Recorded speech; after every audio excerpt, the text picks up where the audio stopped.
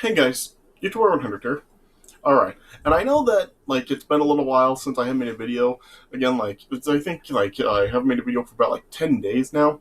Yeah, so, yeah, I have been, working on, a few videos to make, but, yeah, the thing is, with these videos, these are video game related videos, so, well, it's taking a little while for me to really, be ready to make these, because I actually have been, needing to really, like, play through, multiple games to really talk about these subjects enough. So yeah, so it's just taking a little while to really get through them to really be ready for me to make these videos. So yeah, that's the thing. With these videos, when I do these video game related videos, they take a little while to make because I've got to play through several games.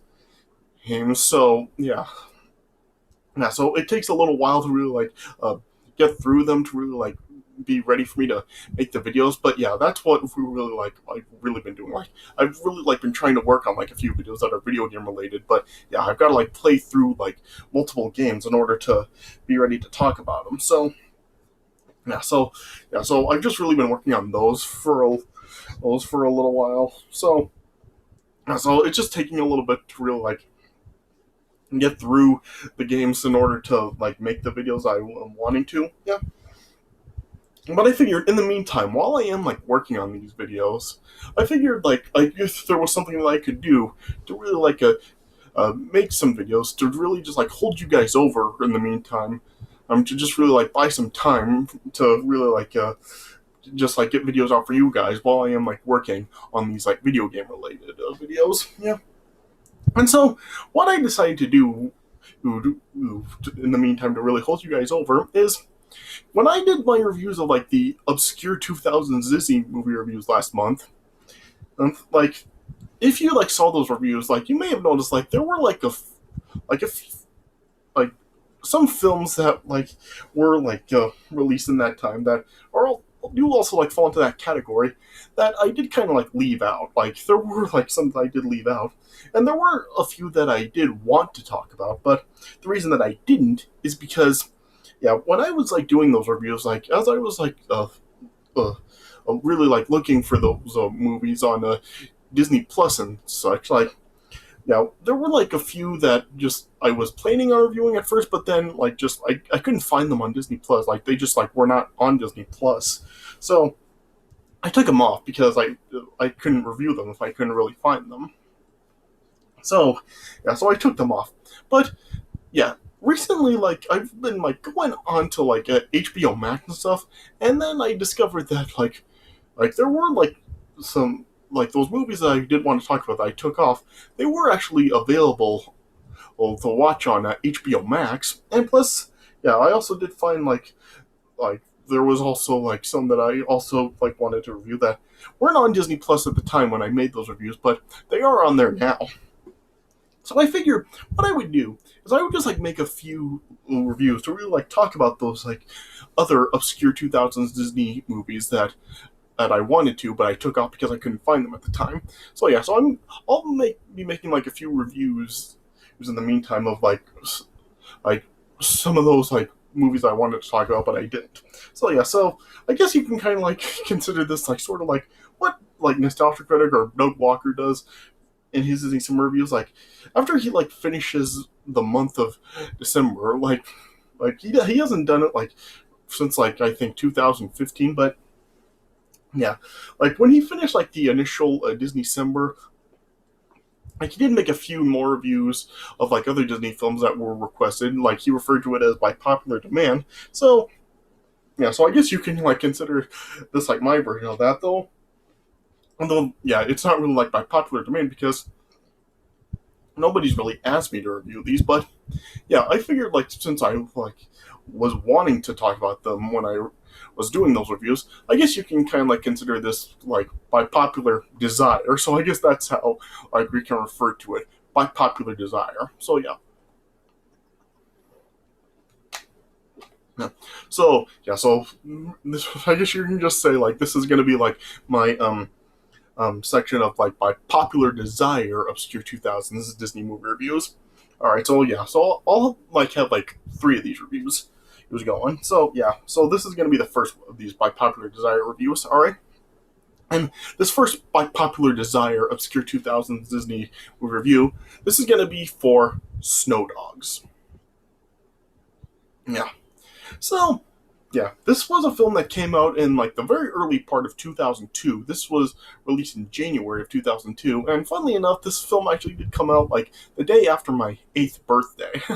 Yeah, yeah, and yeah, and yeah, this was a film that when I was a kid, I actually did watch it quite a lot. Yeah, so this film, like this film was actually inspired by the book Winter Dance by Gary Paulson, which was actually like a non-fictional book based on a true story. So yeah, so I guess you can say that this film is like actually inspired by real life events. Yeah, so yeah, so this was like I said, I did watch this film a lot as a kid, and growing up, I did like the film. Yeah, now, yeah, the film though it didn't really like have a very like a warm reception to it. Like critics and audiences really like were not really very big on this movie. Like the film only has a 25% score on the tomato meter and only like a 39% audience score. So yeah, so it didn't exactly really receive the warmest reception.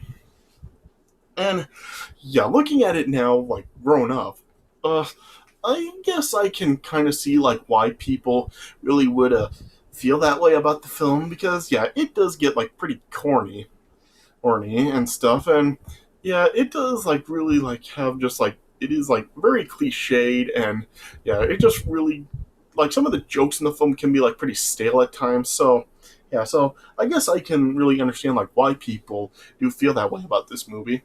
Yeah, as of right now, like a nostalgia critic or Doug Walker hasn't actually made a Disney December review for this movie yet. Yeah, but I kind of like have the feeling that this film is probably like more um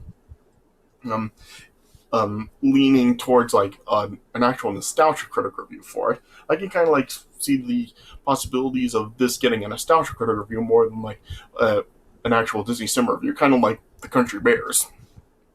Yeah. So, will this ever get a nostalgia critic or a Disney December review? I guess we're just gonna have to wait and see. Yeah. But yeah, as far as how the film is, I mean, like I said, it is like pretty corny and cliched and all that stuff. But at the same time, I mean, there are like things about the movie that I actually do legitimately enjoy. I mean, there are like some jokes in the movie that I do like actually find kind of funny. Like there's like a lot of the slapstick in this movie. Like I do actually legitimately find a lot of it funny. Like there are like times in the movie, even like when I watch it now, that I do actually laugh pretty hard at. Like some of the like slapstick in the movie, I do find like legitimately funny and stuff. Yeah. And the characters overall, like while they are like pretty cliched, I still do think that the characters overall they are still relatively likable. Yeah, the film does overall like have a pretty decent cast to it. It has like Cuba Gooding Jr., James Coburn, Michelle Nichols, M. Emmett Walsh, Brian Doyle Murray. So yeah, yeah. So it does overall have a pretty decent cast to it, and I do think that they do relatively well given the script they have to work with. I mean, like I said, like the script is like very cliched and corny and all that stuff, but yeah, for what like the castists have to work with, I do think that they do pretty good jobs with this. Yeah, yeah. So the film is basically like kind of like a story where the main character in the movie he he figures out that like he was actually adopted during infancy, and when he does figure this out, as he actually like learns of his biological mother's death, as he goes to collect his inheritance from her, he does like want to like learn more about his past and everything. So yeah, and when he does like, and as he is trying to learn all this, just he really is not very successful because the person he's trying to get the information from really is just like very reluctant to talk. Yeah, and of course, like this is like set in Alaska, hence the name Snow Dogs. So yeah, so and yeah, and basically like the name Snow Dogs, as you can probably guess, like this film also like involves like sled dogs because yeah, in the movie like the biological mother like was a sledder or like a dog racer or stuff like that. Yeah, yeah, like a person that like is in like dog races and stuff. Yeah, when he like learns of the like the sled dogs and sees them, he then decides to really like try to train himself to a sled. So yeah, so that's really like more of like a the side story for this movie that like he really is like trying to learn how to mush the dogs and everything. Yeah. So yeah. So if you really are like into that kind of story with like sled dog and stuff, if you really like it, I mean, there are definitely movies that really have done it better than this one.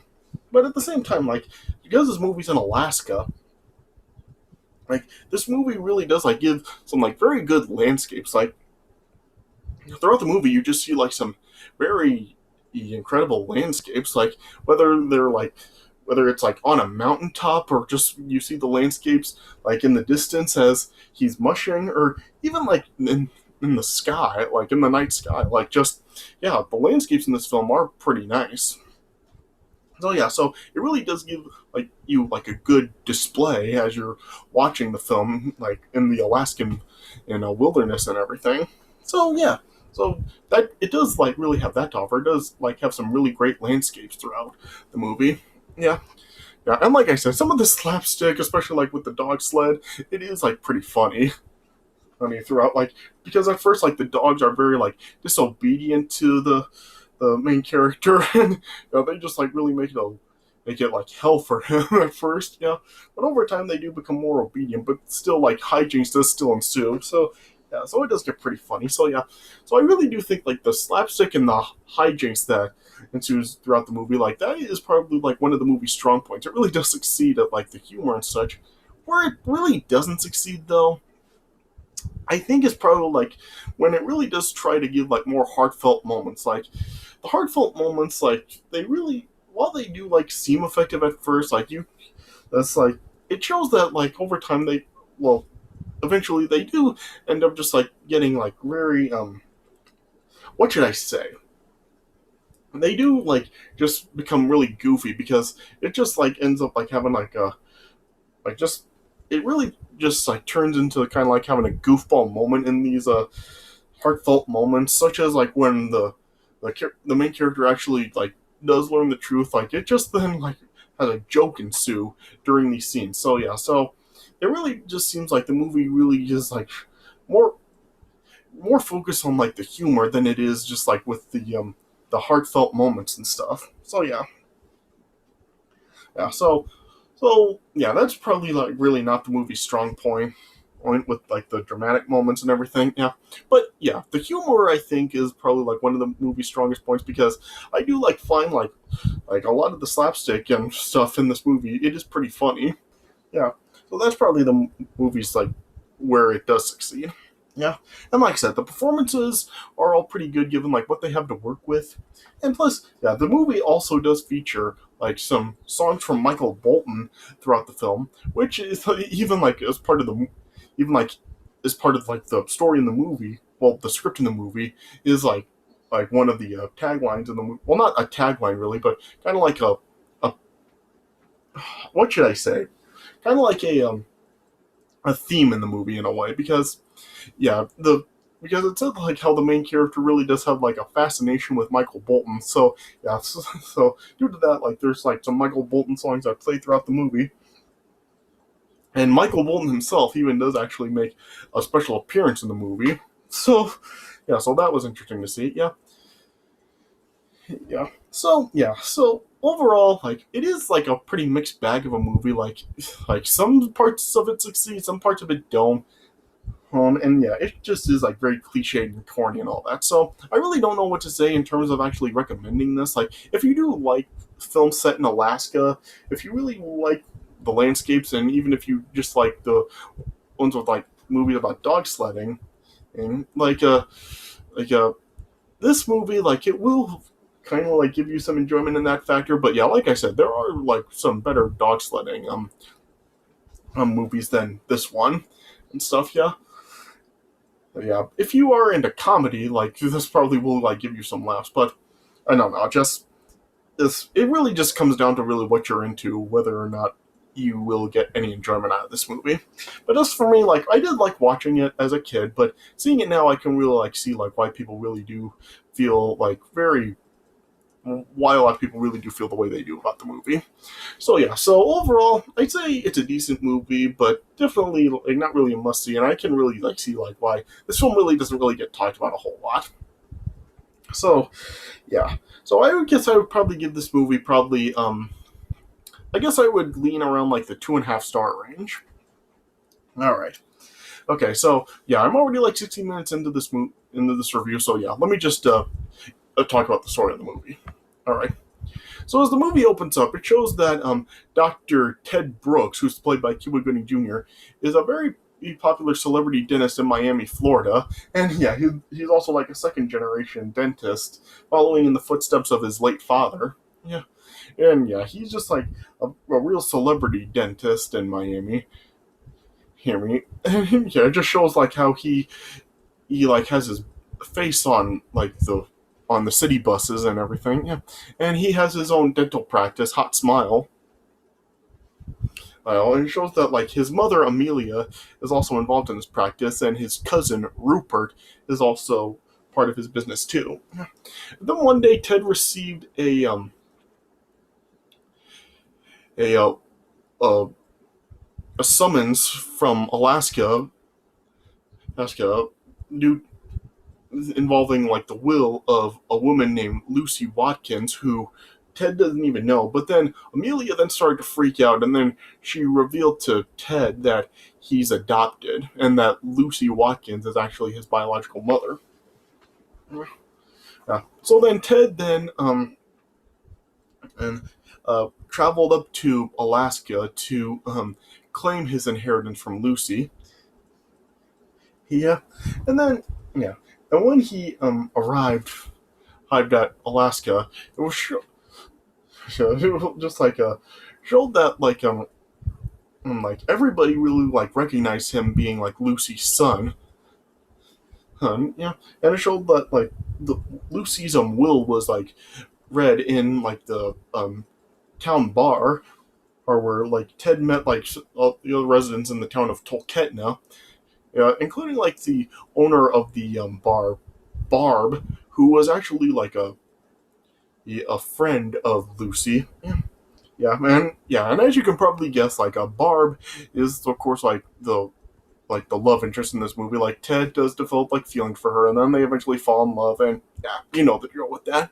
Yeah, yeah, and then it also showed that and then Ted also ended up like meeting another resident who was a very intimidating mountain man, and named Thunder Jack.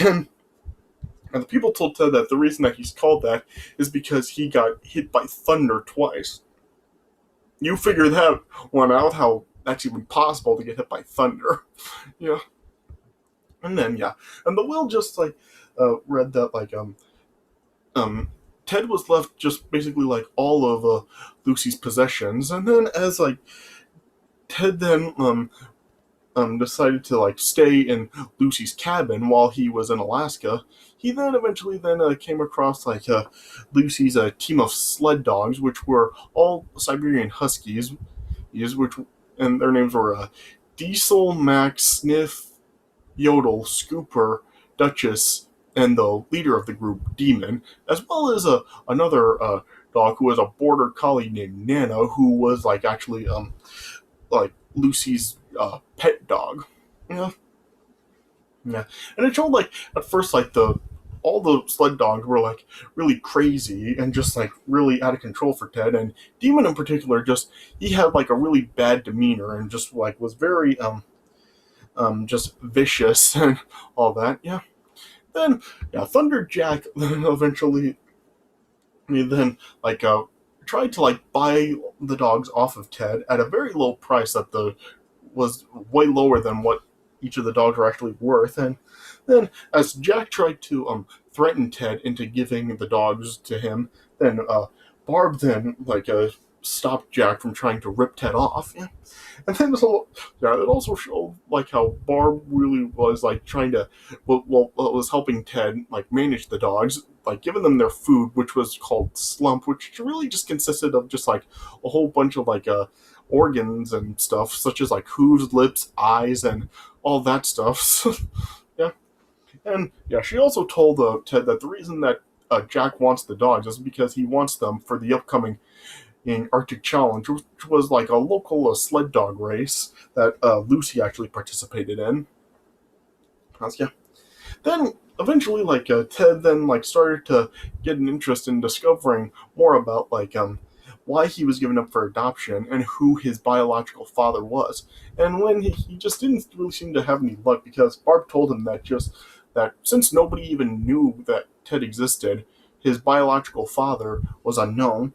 So then, as Ted was then um about to leave Eve for home, then as he was saying goodbye to Barb, Barb then revealed to Ted that she actually does know who his father was, and she pointed him to Thunder Jack. Yeah.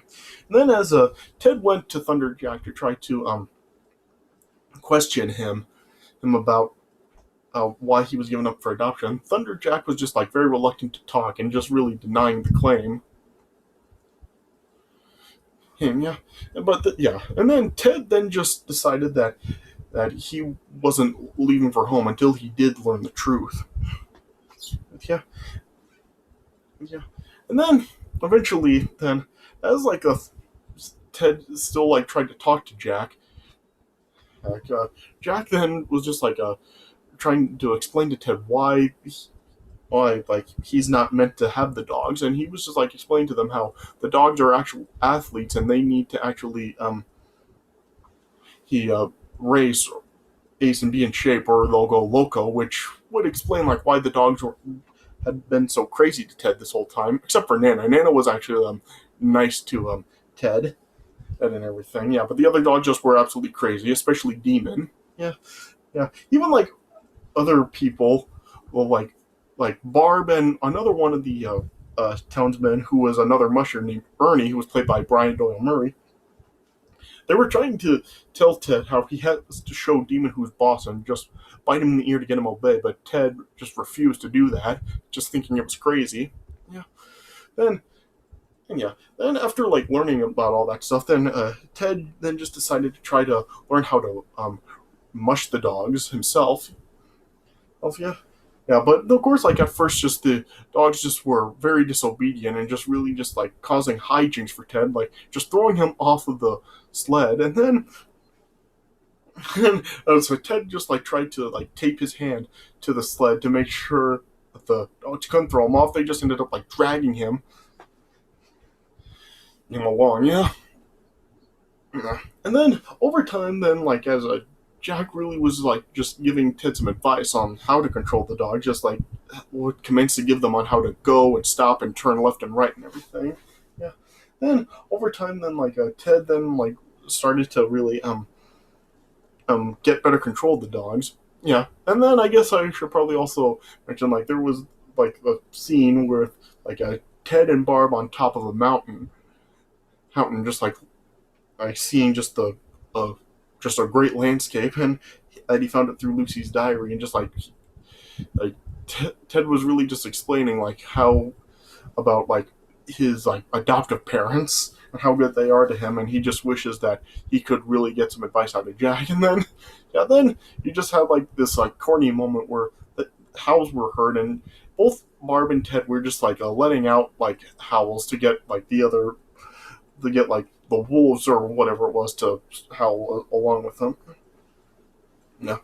And then yeah, then Ted then took the dogs out mushing again, though this time he was able to get better control of them and get the dogs to be more obedient, especially after he was dressed up like Lucy to get the dogs to obey him better. Yeah. Then as Ted went out mushing, he was doing a very good job running the dogs. Hugs, and yeah, it just like really like went really out into the wilderness, and it was going really good, but then eventually it went wrong when the dogs went out of control after they were chasing after a fox, and Ted then eventually just like fell overboard off the sled. Yeah, and yeah, then hijinks ensued with like Ted being chased by a bear and then escaped by jumping off a cliff, but then just like ended up just like sliding all the way back onto like a frozen lake. But then yeah, the ice then just like started to break up, and then yeah. Then eventually Ted just ended up like falling into water, which was of course freezing cold.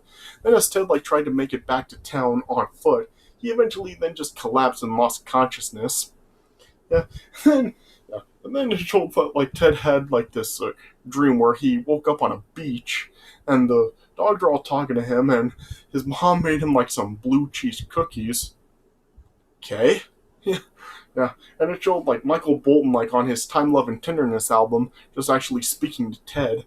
Yeah, and then Barb then just appeared and was just telling him to relax. Yeah, and then yeah, then it showed then Ted like woke up inside of a cave, and it showed that like Jack actually rescued him.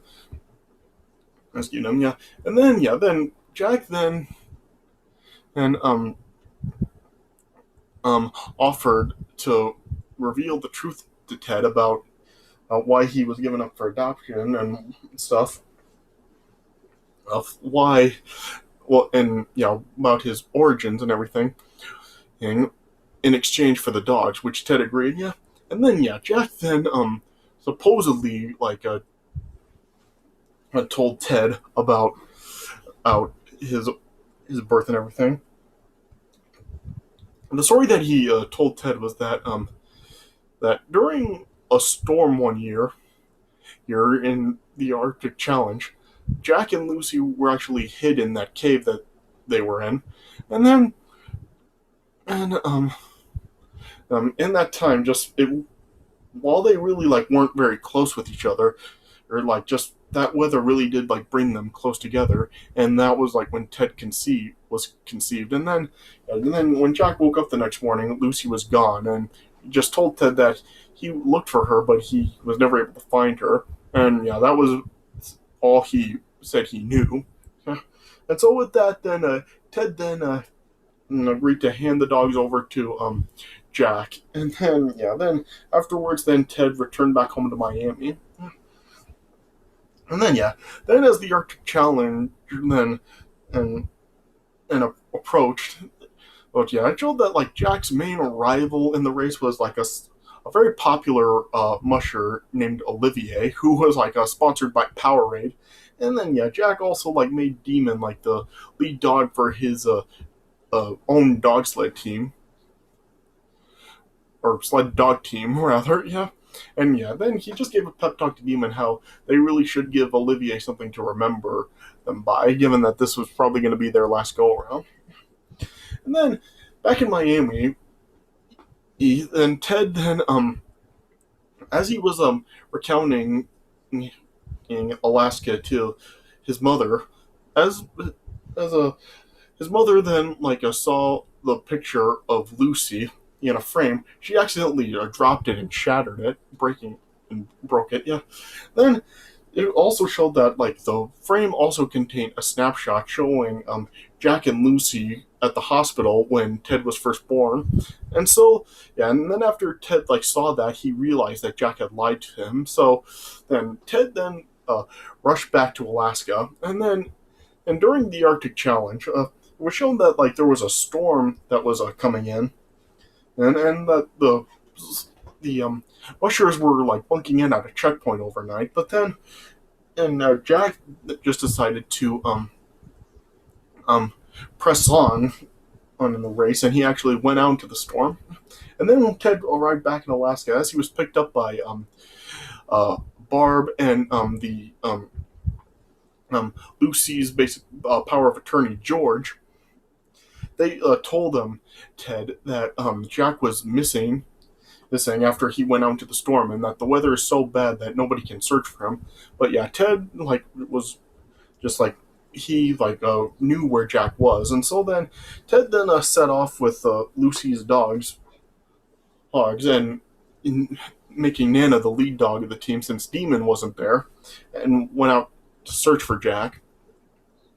Yeah, and then as he was setting off, I thought it was funny how Ted actually went through like the track for the Arctic Challenge, and he actually went in the opposite direction that the racers are going in. Yeah.